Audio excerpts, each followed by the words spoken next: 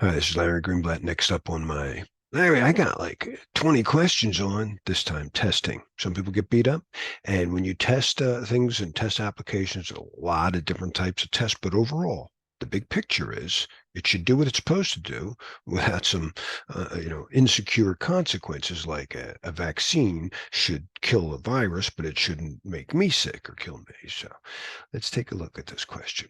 Alice is charged with assessing a new application that will be used by the customer support department of her organization.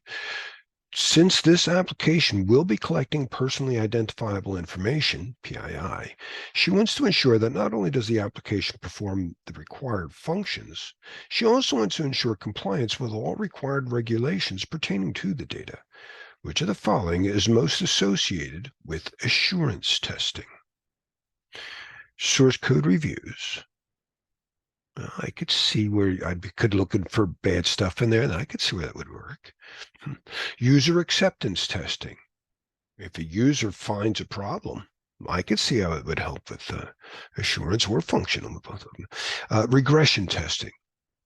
I don't think that applies here. No, this is a new application, and regression testing is comparing changes to an exist. Now, it's definitely not three. It might be one or two.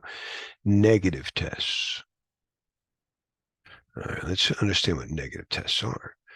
So when we figure out what people want the application to do, I do want the vaccine to kill the virus. These are functional tests. That's when you see your function assurance testing, and these are tested with positive things. So this is a scale. When I put a 5 pound weight on it, it should whatever come out to 5 pounds, right?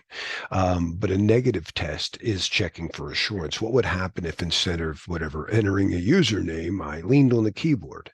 Or what if somebody whatever entered a SQL injection attack, right?